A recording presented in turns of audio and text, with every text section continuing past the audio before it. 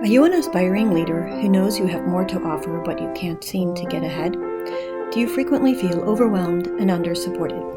Listen to the Overcome to Become podcast as we talk about actionable tasks and mindsets that you can apply to begin leading yourself. Hi, I'm Dr. Angela Buckley, your host and author of the Strength in Nature Leadership Series and Likeable Leadership Reflection Journals. I'm a mother, consultant, triathlete, and coach. In Overcome to Become, I share with you the science-backed and experience-proven lessons I've learned in my own leadership journey to beat burnout. Hello, and welcome to today's episode 9 of season 3, in which we are going to be talking to our guest, Paul Culver. He has spent over 2 decades coding apps for startups in the tech industry, a sector where burnout is often seen as a badge of honor. Ultimately, he experienced burnout's impact firsthand. Today, as a sleep coach, Paul helps high performers harness sleep as a tool to boost productivity and profit. Join me in welcoming Paul Culver. Paul, thanks for joining us today on Overcome to Become. This is a podcast that really works closely with the Overcome the Overwhelm class. And so we are just giving some elements of what you would be experiencing if you were going through the classwork. And then I like to take 1 or 2 episodes each season to talk to experts in the field on the topics that we're talking about. And this month, really the entire focus has been on sleep.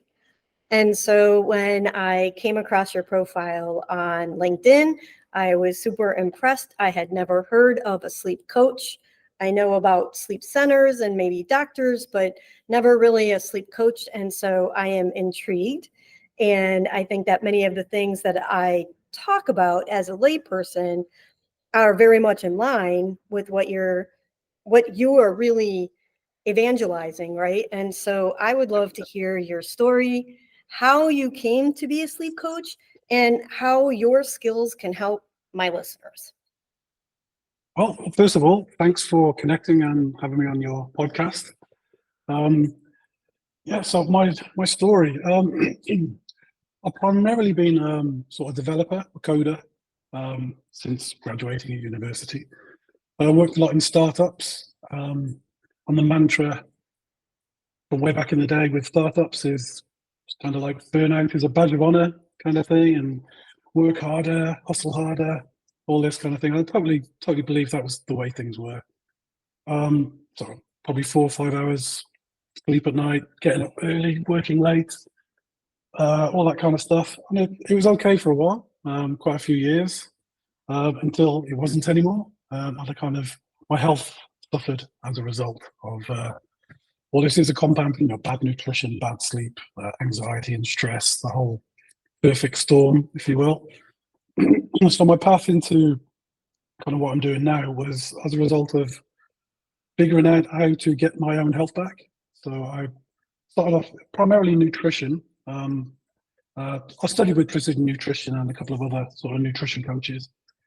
And I had like liver conditions, cholesterol issues, all the kind of, if you look at the cartoon evolution cycle of a man, I was reaching the one where the belly comes out, starts to stoop and sort of decline, which I thought was the way things were meant to be, but through my studies realised it wasn't. So I studied nutrition, applied those rules, got my health back quite quickly. Was surprised. The doctors were quite surprised. It only took a few months. They were wanted to put me on statins and go that kind of route, so I managed to avoid all that just with sort of nutrition. But as a result of my nutrition, my sleep got better. I was kind of suffering, I guess, with sleep apnea. Not diagnosed and go to the doctors, but my girlfriend used to wake me up several times in the night when I stopped breathing, all that. Yes. But being a typical guy, I suppose, is being in denial. But lost a lot of weight, and that kind of sorted itself out. And the effects that my better sleep had on me as well, and my anxiety, my thinking, everything was so transformational that I then studied sleep stress management and recovery as well, which kind of leads me here. So I followed all the precision nutrition sort of certifications now, like a master health coach, but I'm specializing more in sleep and kind of stress management, as they're sort of inextricably tied together. There's a big feedback loop between sleep and stress. Mm-hmm. Mm-hmm. So that was my path. So I still work in startups. I still code, but I also try and help startups develop like a culture of, sort of well-being, I suppose, if you to use that umbrella. Realizing, that sleep is kind of like a performance tool in that respect. Yes. So I like to say, guard your energy, and Like it? Yes. and right, like, also guilty. I mean, I remember in college hanging out with friends, and we're like, "Oh, you can sleep when you're dead." Yeah, Right? Like, I this was preached. completely the attitude. I played competitive sports through college. I played on the college team. I took 2 degrees at the same time. I worked Yeah. 30 hours a week. I mean, sleep was, the absolute last Well, yeah, consideration. I was there too. Sleep was a waste of time when you could be out partying or whatever. It just got in the way of like a decent life. It was, yeah, totally. Just shut eye. It was like a time of just dead space, like a waste of time. Yes. I don't think anybody really, apart from the sleep scientists that were just coming up, actually realised. Well, basically, the brain is pretty much as active as a conscious brain when we're sleeping. So we had no idea about this at all until it's getting like quite recent, really. But until then, yeah, it was just dead space for all of us. It wasn't a waste of time. Yeah, I mean, we really looked at sleep for the week, right? And the people that needed 8 hours or 10 hours, and it's such a fallacy. And so I would love to understand how, like, what are the techniques or what are the things that you share with people to try to get them out of this this mindset, right? Like, it's Yeah. really a cultural mindset. We have the hustle culture. Primarily, it's there's an education piece. Okay. Obviously, Matt Walker's Why We Sleep is. I kind of feel that people need to know, the impacts that sleep deprivation will have over the long term of your health. But I also then stress that it's within our control. There are things we can do. Take it. You're not doomed, to these effects. There's a lot you can do with very small changes. Like small hinges move big doors. So you can make relatively small changes, not change into habits. But it's just knowing. I think it's the education. Like sleep isn't like a waste of time. There are long-term health effects by abusing sleep, if you like, but there are things we can do, and it's to take the anxiety out of that. Mm-hmm. It's probably the biggest thing. The two biggest areas for my coaching have been sort of mindset and environment. So would you set those? Would you focus on those two areas?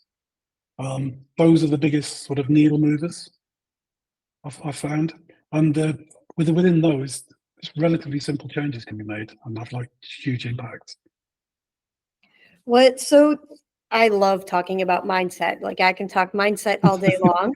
So can you share with me what is the negative mindset that people have, and what is the positive mindset that you're trying to move them into Yeah, relative to sleep? it sort of stems from my own experience. um, I it's essentially, I guess, what we call now is like the fixed mindset. So it's basically I deem myself as a bad sleeper, and by doing that, you kind of tie your identity to your sort of issue. So everything then becomes around that. I am a bad sleeper. There's nothing I can do. It's just my family were bad sleepers. There's nothing I can do. It's totally helpless. But when you realise that's you can untie yourself from the issue you're having. Your identity is not your issue. So it's more a case of I'm Paul, but I have a few issues with my sleep. So once you separate them, that takes a lot of anxiety out of it. And and also knowing that you can make changes. You're not doomed to a life of poor sleep and struggle.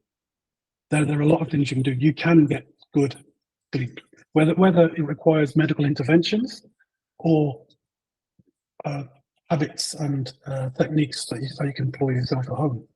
You're not doomed to the issue you're having. Even if you've got chronic insomnia, there are ways, like I said, medical interventions, CBTI.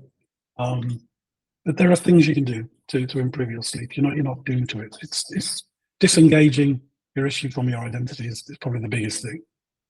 Okay, so growth mindset, looking forward to good sleep, and understanding that there are things that we can fix and look for in order to have a good night's sleep. What is good night's sleep? What defines that? Yeah, that's quite a big one. Obviously, there's the values that are quoted that come out of all the research. That between 7 and 9 hours is a good amount of sleep.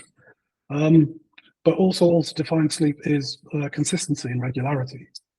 So you may well get 7 to 9 hours of sleep a night, but if you're going to bed and waking up at different times throughout the week, you can end up suffering what we call social jet lag kind of thing. It's like it all comes down to your circadian rhythms, and like the fact that every cell, every major organ has its own circadian clock, and it's all driven by sunlight and your sleep patterns.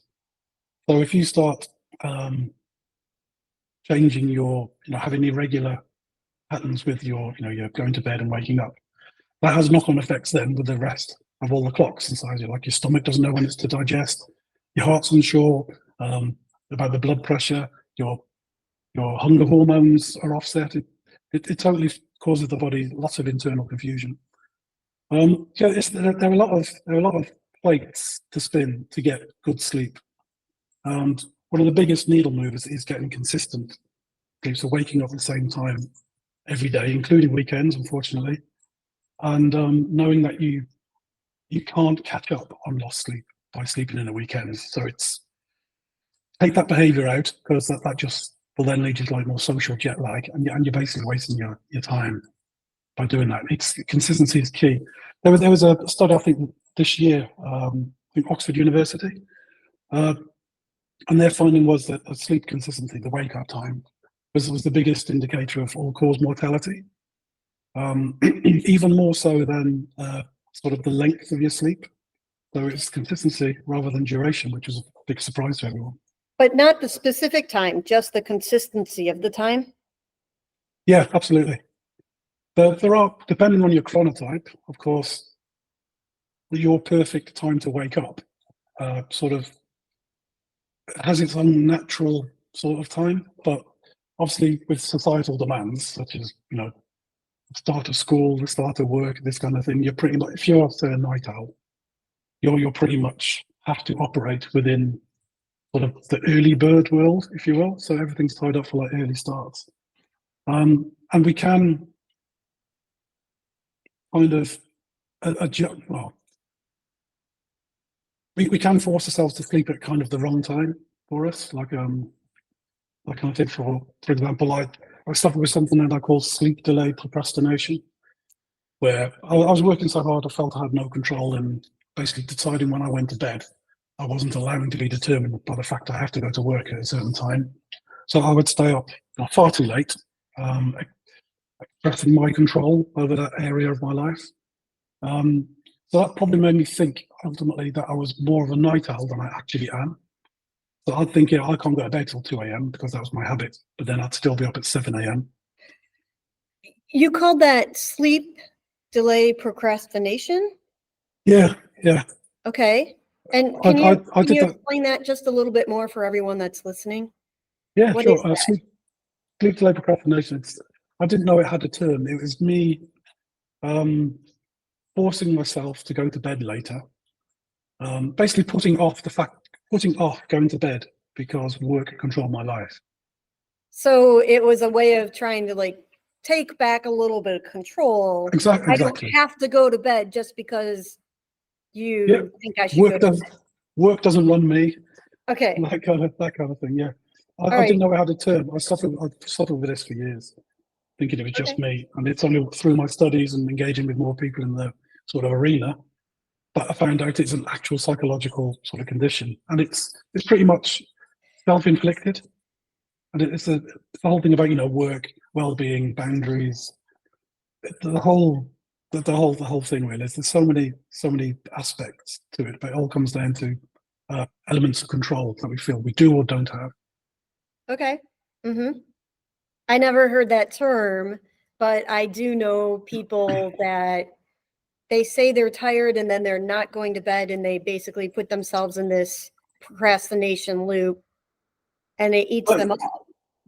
Oh yeah, totally. But the body sort of senses that if you're staying up a bit later than it kind of wants you to, it can give you a second wind, and sort of wake you up, which I found.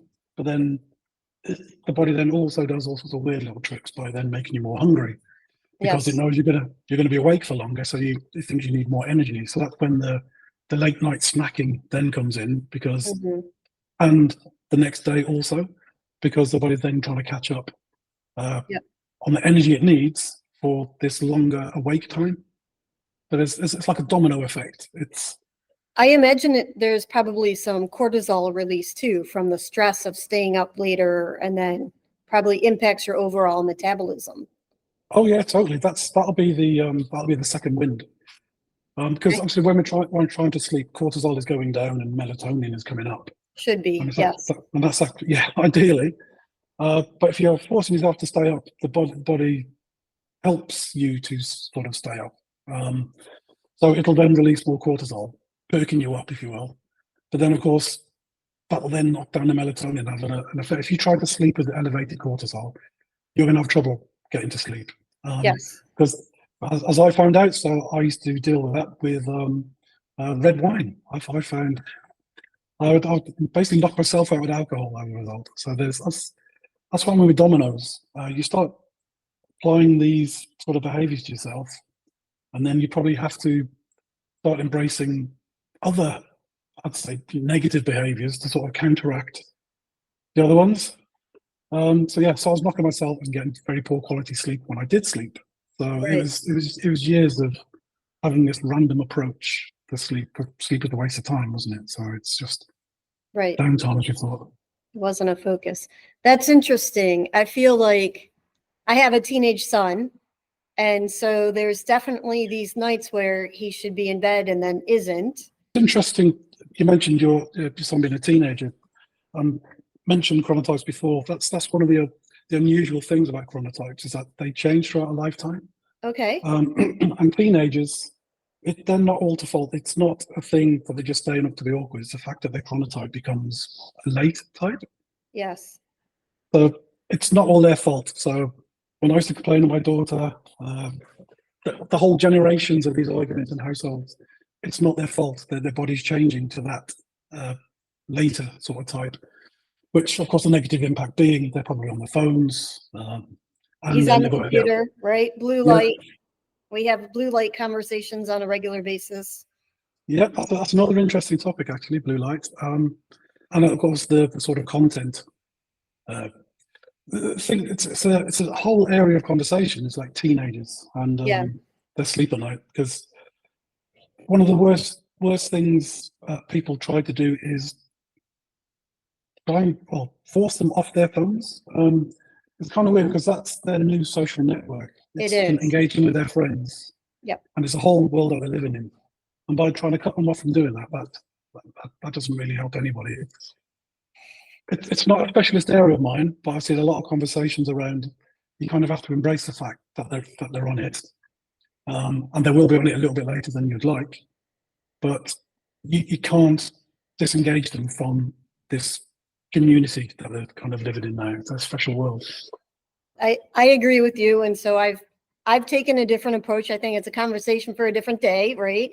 But I do recall, even as long ago as when I was in college or in high school, there was research based on the teenagers going to sleep later and needing that morning sleep, because our school district was having a conversation. They didn't do it, but the way our school district works, because everybody in the United States, they use the same buses Yeah. So what they do is the high school kids start first, and then the elementary kids start later. And there's an active conversation about switching the school start time, because the teenagers, in fact, need those morning hours of sleep. And the little kids are already up at 6:30 anyways, in general. So there was an active conversation about switching and still accommodating the buses to get the kids to school, where the elementary kids would start much earlier, and then the high school kids would start later. I do know few districts that did that. None of the districts that we've ever worked with or been involved with have done that. Right. But they were trying to at least talk about and acknowledge the different sleep patterns for teenagers. To your point, the chronotypes change as people go through different phases of life. Yeah, totally. That's maybe just one thing to add to that is that the fact that obviously teenagers go to sleep at a later time and then getting up early. They're not getting their full amount of sleep that they need. So if they're meant to be learning, the actual sweet parts of memory consolidation occur at the end of the sleep. So if they're trying to get 9-10 hours sleep, but they can't because they're getting up early for school, they miss that chunk at the end where the real sort of consolidation and neural pathways sort of created. So we're setting them up to fail, if you like. Well, that's interesting, because during COVID, their start times were a little bit later, and he was taking school from home. So he basically rolled out of bed in time for the first class, or even ate breakfast during the first class. And so he did have a lot more sleep during COVID. And quite a few people have commented that the kids that were in sort of that time period, that were teenagers, they grew a lot. Like he grew 2 or 3 inches during the COVID isolation period. And a lot of us parents, like, again, layperson, we think it had a lot to do with the extra sleep availability. Oh, totally. Yeah, that's when we grow. We grow when we sleep, whether it's mentally, physically. Those are the 2 areas, really. Mentally and physically, that's when we grow. Yeah. Is when we sleep. So if you are a sleep delay procrastinator, what are 2 or 3 techniques that you could use? 1, to identify that that's you, and 2, maybe to take some steps in the right direction? I guess it's a case of determining what your habits are in the evening. Basically, nobody needs to go to bed at 2 a.m.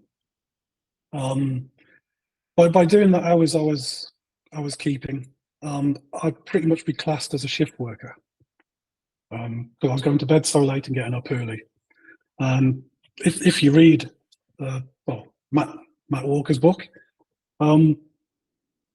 there's a lot of documented serious illnesses that are more prevalent in shift workers. Yes. So we don't have to go into that just yet. It's just that it heightens the effect. If you're regularly going to bed after midnight, and there's probably something you need to look into, sort of your behaviours. That's not a natural sort of time for a majority of people.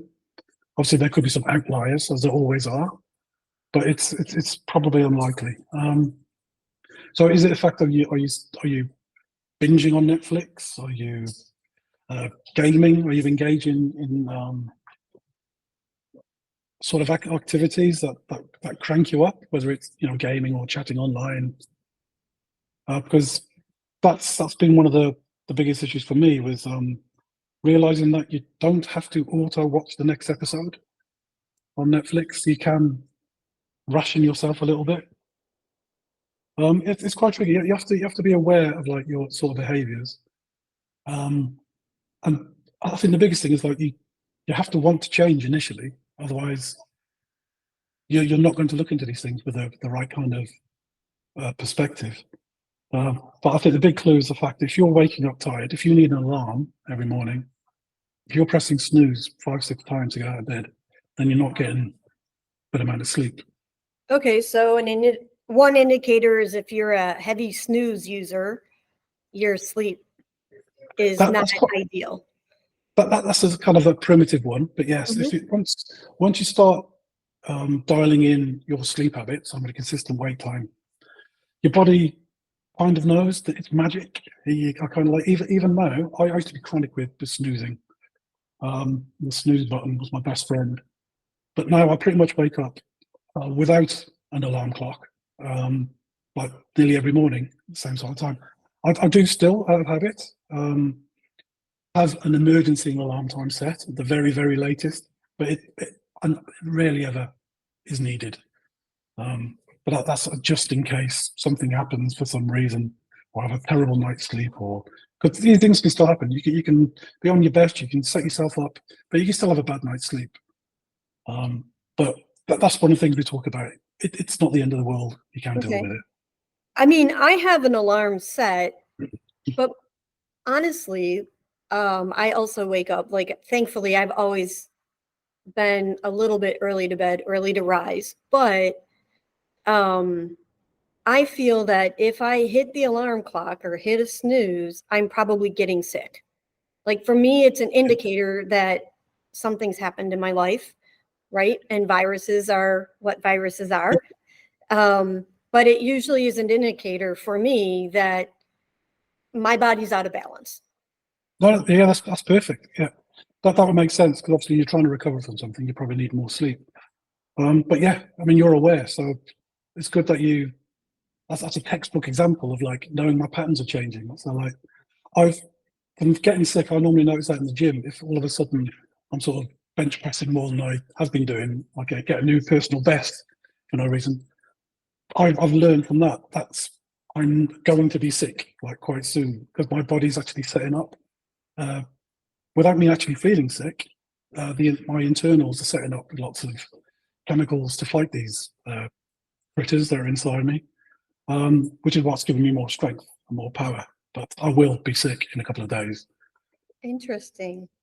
So you and I talked about exercise. I'm an endurance athlete. You said you go to the gym, and we earlier talked about different trackers, right? So before we came into this, I am an absolute Garmin fan. I've been using Garmin now for 15, 20 years, and have really appreciated all of the technology that comes along with using one of the high-end Garmin watches. What are the techniques? What are the tools? What are the indicators that you use that someone might be interested in to learn more about, whether they're under stress or anything like that?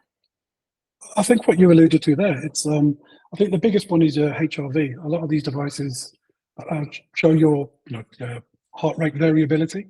Thank you. The higher it is, the I guess the fitter and more in condition you are. But if you notice like a downward trend, I mean that'd be interesting.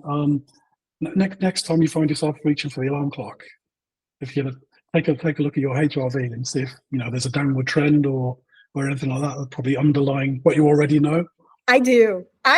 So I completely look on a regular basis at my HRV. I look at it at least twice a week, and I look at the 7-day trend. Excellent. Yeah, that's exactly what I'd recommend. Is for most of us, I mean, you're an endurance athlete. You perform at a high level, so of course you're going to look into the data a lot more. Lay people like me, and for the majority of us, I'd say follow the trend. Don't get obsessed with the numbers. You're a professional. You can distract yourself and not get too obsessed. And there's a reason for you to look into the data. For us, follow the trend. Essentially, is the rule I'd employ. So, what are some of the tracking devices that people use if they're not spending a lot of money on expensive watches for endurance racing? Well, the cheapest option is probably a Fitbit. It's been a couple of years since I've used a Fitbit. Okay. That was my first wearable. All right. I have to admit, I was one of the. I encountered the data obsession down the dark side of wearables. Yes, and you're a coder, so I'm, that fits. Yeah, doomed to fail. I think Fitbit's probably the one I know that's probably the cheapest entry. The Oura Watch is probably cheaper as Oura Watch. The Oura Ring. is probably cheaper than the base model iWatch. I think Galaxy have just released their own ring, and they're coming out with their own wearables. I haven't really evaluated those.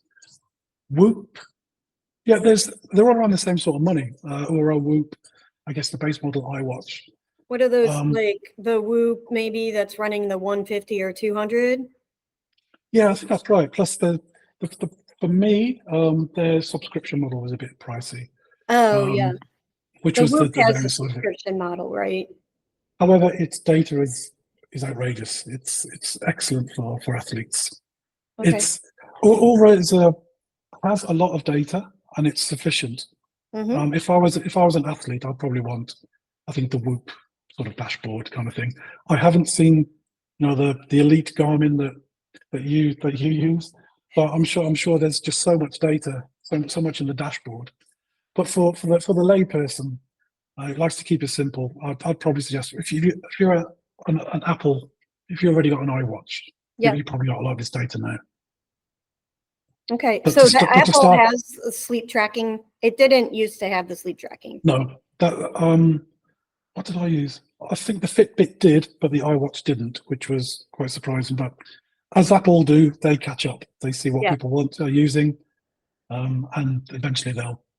I mean, they have the hardware built into the watch. It's now just building the algorithms, right, to use it.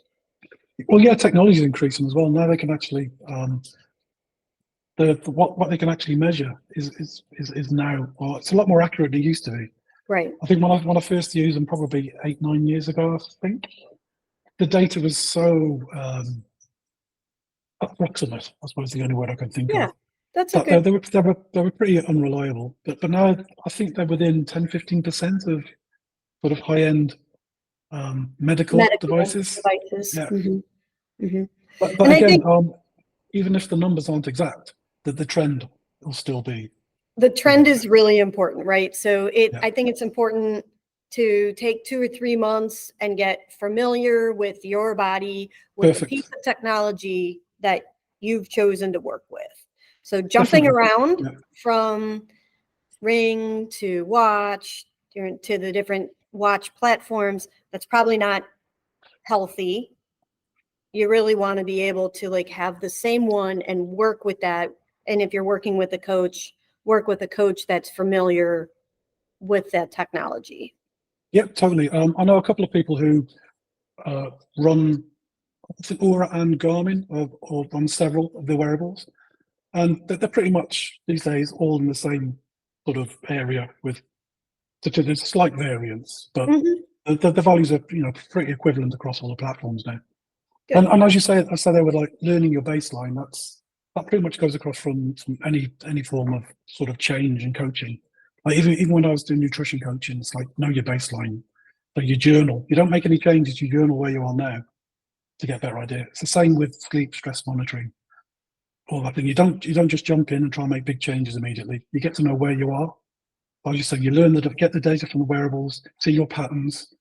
And I said that then you can see what time you're sleeping, what time you're waking up. You can see all these variances. And basically just journal and keep tracks of where you are. Then you can start making changes. So that's really good advice.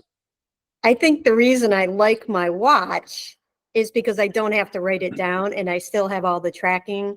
And if I forget or I'm not paying attention for a while, it's all there when I go back to look at it later. Yep.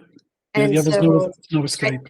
I spend my time journaling on other things. I'm not looking at that data until I look at it kind of retrospective. Yeah, the data is great, but also I guess the one thing that a lot of these things are missing out on, which is what I'm trying to build into my own app, is our subjective feelings. That's also quite something that we often forget. Another one of the downside, the dark side of wearables, is that if the first thing you do in the morning is to look at your device and see where you are, like I admit I've done this quite a lot. First thing I look at is my Aura sleep rating. I could wake up feeling quite refreshed, but if I see that the number's down, that number could then affect the rest of my day because it's totally changed how I feel about it. So that's a dangerous thing, is letting the numbers run your day. You could be feeling great, but if you let that change it. But on the flip side, also, you could feel a bit crap when you wake up, see good stats, and that could probably boost you in the right direction. It's just that there's a sort of bi-directional thing between the data and what you feel subjectively. So when you say, when it comes to journaling, it will be a good idea, like when you're starting, is to possibly get the data from the device, and then start feeling how you feel. So those are probably the wrong words. Describing how you feel. Describe how you give yourself a rating. Yeah. Because if you're coming to this area from if you're not in touch with your feelings and emotions, say, if you're like a middle-aged guy like I was when I was coming into this, you don't really think about how you're feeling enough. So if you're making any change, if you make big changes, it'll be hard for you to identify if things are working or not. You're not in tune with yourself.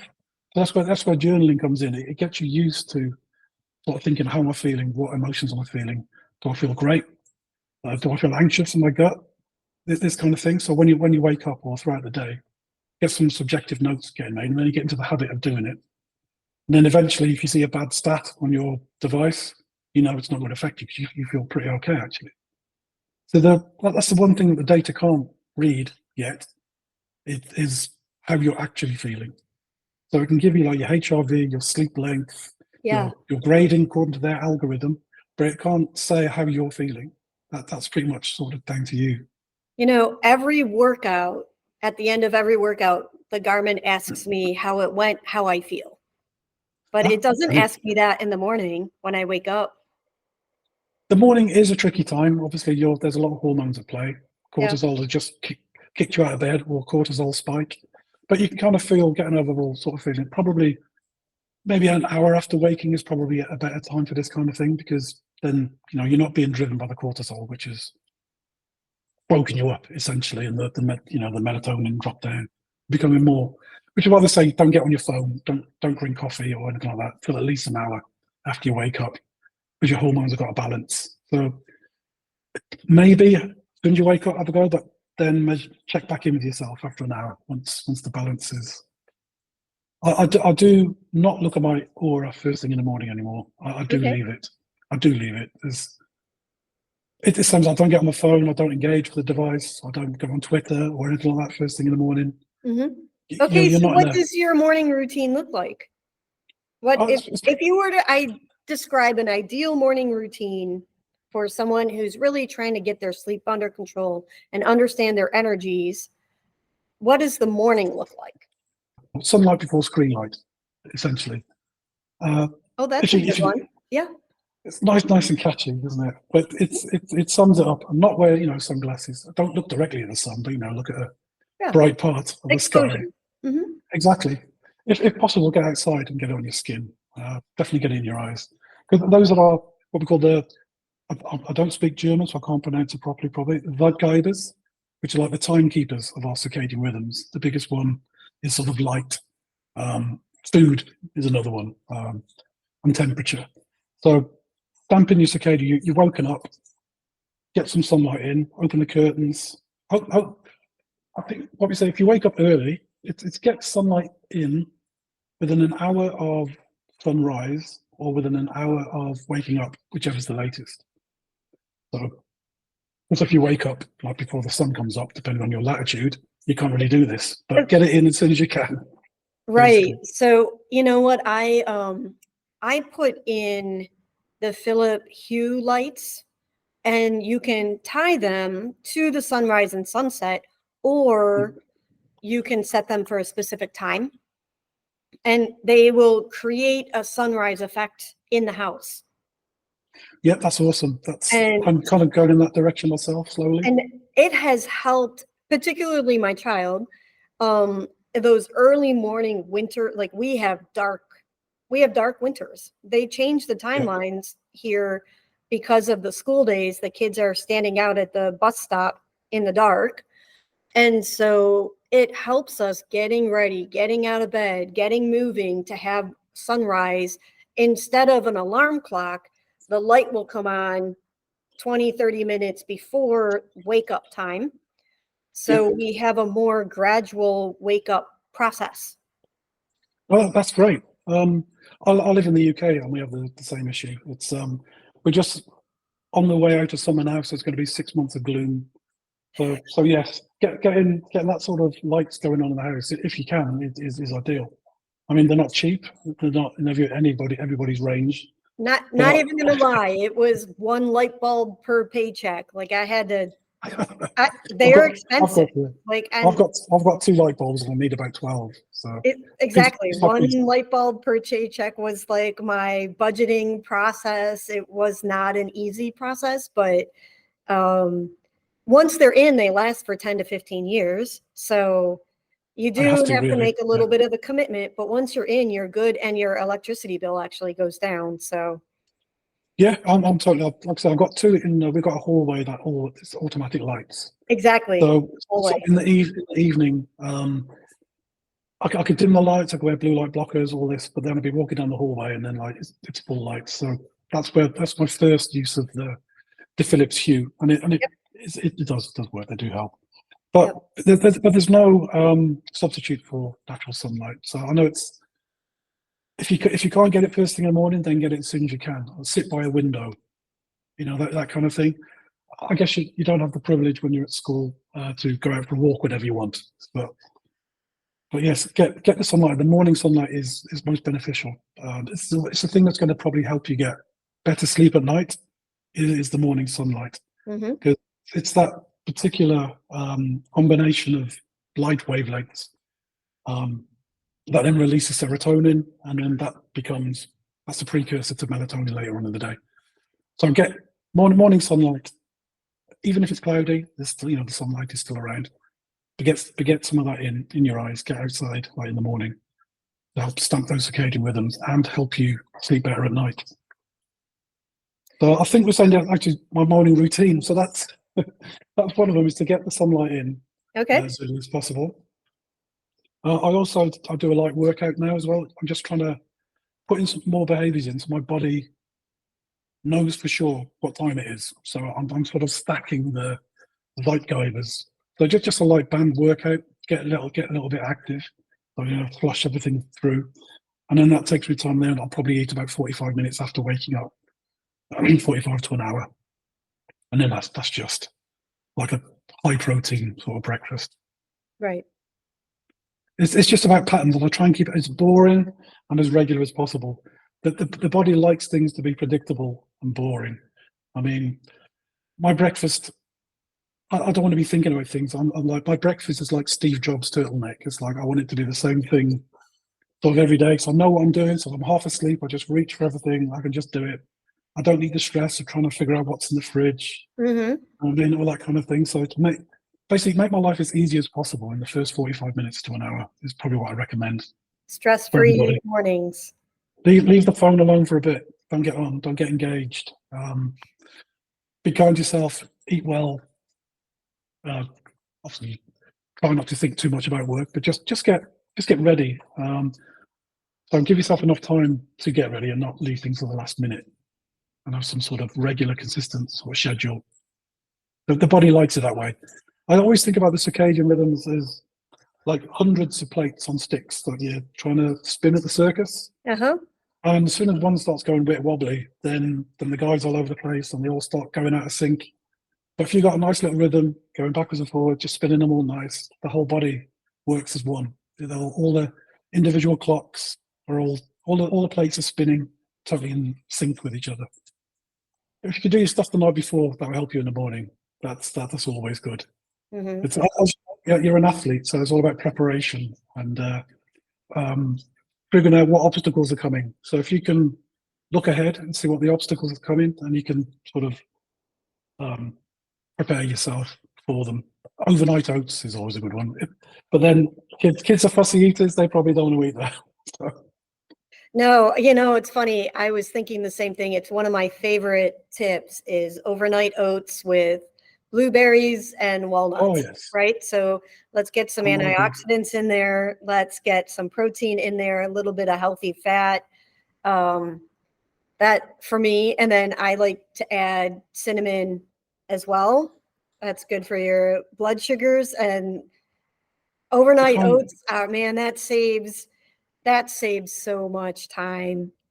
It's just, well, I'm glad I'm doing something right. So I could actually say I eat like an athlete these days. good. That's pretty much my breakfast too. From my issues with cholesterol, Okay. I embrace oats. I found it. But the one thing I say about oats, it has to be the steel cut. Well, the steel cut, the rolled oats, the steel cut. Yep. Or was it the grits? I can't remember what they're called. There's the grains. Grit is something different. It's a different grain. Yeah, I can't remember what it's called, but it's like the more raw oat is probably best, but I don't think I'm that brave. But steel cut rolled oats are the ones, because obviously they get digested slower, so there's no spike to your blood sugar. But yeah, blueberries, 100%, they're my favourite. Cinnamon, I also have flaxseed in there, mixed nuts. I don't know if you've ever heard of Zoe. Over here, it's personalized sort of nutrition startup. If you want it, they're getting quite big. One of the doctors there trying to push for us to eat 30 plants a day, and it's 30 plants a week, 30 different plants a week. Oh yes. We're probably digressing a bit, but I found that a bag of mixed nuts gets 5 different types of seed or something into your breakfast. That's 5 out of the way right there. So gotcha. So that is fun. And you are right. We are digressing a little bit from sleep, but it is important to understand how much nutrition is tied to sleep, and sleep is tied to nutrition. When you don't have enough sleep, you naturally reach for the coffee and the sugar. When you are having less nutrition, your body, and when you have the sugar, it interrupts your sleep because your body is spiking with the cortisol. They are definitely tied together. 100%. It's all the plates. It's nutrition is some of the plates. The stomach has its own circadian rhythms. The hormones, hormone productions run on circadian rhythms, circadian clocks. Yes. So you have to keep everything by getting the consistent sleep. The consistent sleep time, wake time. The consistent wake time is the biggest needle mover. I'd say that's number one.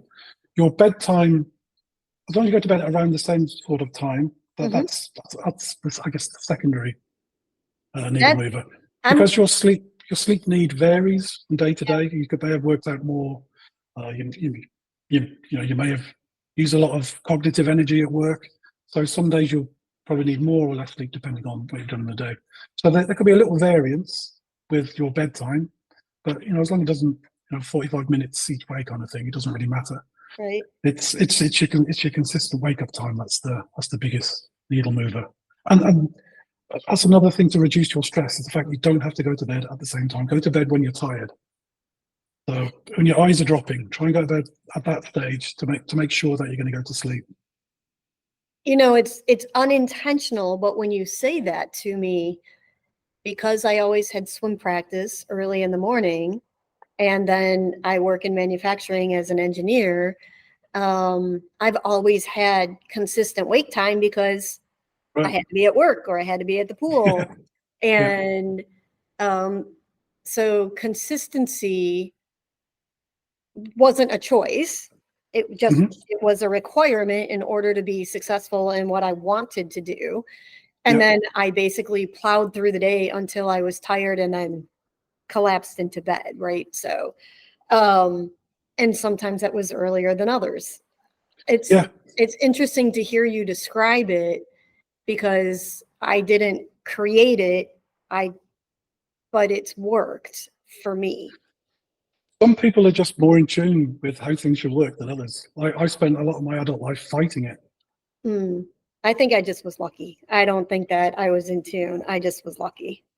Well, 100%. I mean, your athletic performances would probably attest to the fact that you knew what you were doing. You listen to your body. I guess that's part of being sort of elite athletes. You listen to your body, so you know what you need.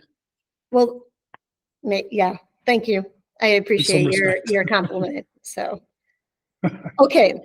So let's go to the other end of the day. We talked about early morning, being consistent, trying to get the sunlight, good, healthy food, moving your body, maybe putting off that first cup of coffee for an hour. Yeah. So In the evening, though, wind down. Do you have a routine for winding down? Even if you're not going to bed, like say you had a really great day and you had great sleep the night before, maybe you're not going to bed at the early part of your time. What are you doing to like send the message to your body that sleep is coming? Oh, pretty much when the sun goes down, start dimming the lights is the biggest one. We've only got a couple of light settings in our apartment. It's either daylight or it's evening sort of lighting. So it's when it's excuse me. So when it's becoming dark outside, then I'll swap the light into like sort of dimmer lighting. After we've finished all our tasks, we've eaten, put everything away. But pretty much I'd say is like light is the biggest sort of timekeeper. Okay. Temperature also, we like to, one of the biggest indicators of start, maybe drop the temperature a little bit. So these are the signs that the body recognizes, like it's getting dark, the temperature's dropping, and that's when the melatonin starts coming out. It's like, it's getting close to bedtime because it recognizes, that the temperature change, the lighting change, so the serotonin then starts getting converted into melatonin to drive that sleep need to get you into bed. I do try and avoid very engaging content. It's difficult sometimes. But we talk a lot about getting off the devices and avoiding the blue light. So there's been some recent. I mean, it's still I wear blue light blockers. There's a lot of people say they're useless, but I've read a lot of research. Is the fact that getting blue light in our eyes will affect the melatonin production. Some recent research has said that the blue light itself, for a lot of people, doesn't affect your sleep onset. So it doesn't affect the time it takes to go to sleep for a lot of people. But the fact that it affects your melatonin production is the reason why I don't want the blue light in my eyes in the evening. Because melatonin is more than just a hormone that gets you to sleep. It's actually intimately involved in. It's a massive antioxidant, so it's involved in a lot of anti-cancer sort of clear ups during the evening, growth hormone, all this kind of stuff. So melatonin, you hear it mentioned a lot, but it's more as the sleep hormone, and it's more than just that. It's almost the presence of melatonin sort of tells the body that it's time to go to bed because melatonin needs to get to work to sort of fix us up. Yeah. Put all the band-aids on the things that happen during the day. Absolutely, yeah. We've got to, tidy up, replenish the gut lining. Any cells that are going a bit wonky, we need to get their energy state sorted. So melatonin is like way beyond the sleep hormone. So that's why I try and reduce the sort of blue light from devices. It's for that reason. Okay. I mean, I still watch the iPad in bed, but I look like Bono from the 90s, these funny glasses. And personally, I do find they help. But I avoid the sort of engaging high octane sort of content myself and try and stick the same sort of time. So it's like dim the lights, dim the temperature. My bedroom is I keep it quite cool. So the temperature range, your Fahrenheit over there, aren't you? We are. I think we recommend between 65 and 68 Fahrenheit for a bedtime. bedroom. There can be some gender differences within that. Some people like it warmer than others, so there can be a little bit of conflict with that. But keep it cool, dark, and yeah, they keep the content not high octane. Don't get engaged, and don't have Netflix on auto next episode kind of thing. Don't let that drive your bedtime. So be aware if you want to go to bed at 10:30. Be aware that you're going to switch your stuff off at a certain time, not get sucked into binging an entire season. Oh yes, that. Guilty. Also, right? It's hard even for those of us who know and have good like I would like to say I have good habits, but it's hard to do that. So, Paul, we've been on just about close to an hour now. Where can people find you if they want to learn more about what you're doing and what you have to offer? How do they reach out to you? Well, I'm on LinkedIn. Okay. My My website is, a new website is elitesleeping.com. So that's where I'm putting out the kind of things I do, the coaching, corporates, I work with hotels, all that kind of stuff. Okay. Predominantly just, I've done some assessments there, this kind of thing, but LinkedIn, there'll be a link to my LinkedIn page from my website.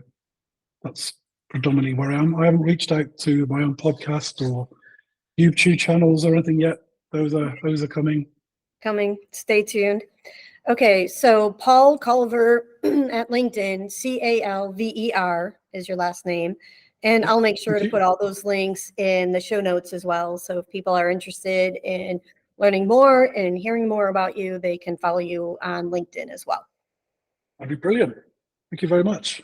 Paul, thank you so much for sharing your insights and your personal journey and just how we can effectively wake up in the morning and also go to sleep, and understanding what all those chemicals are that are in between to help us guard our energy and make sure that we wake up in the morning refreshed and ready to lead the day. Wonderful. Thank you for having me. It's been a pleasure. It has been such a pleasure speaking with Paul. He wanted to leave these 3 summaries tips for the morning and the evening.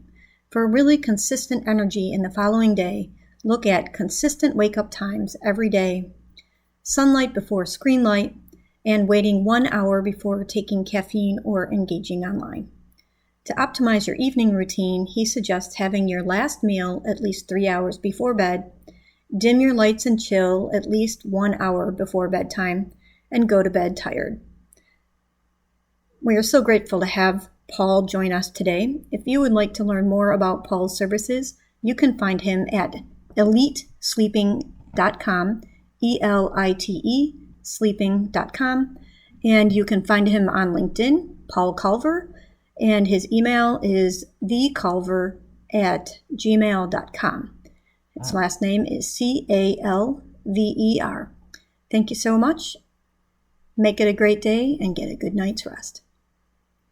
Are you an aspiring leader who knows you have more to offer but you can't seem to get ahead? Do you frequently feel overwhelmed and under-supported?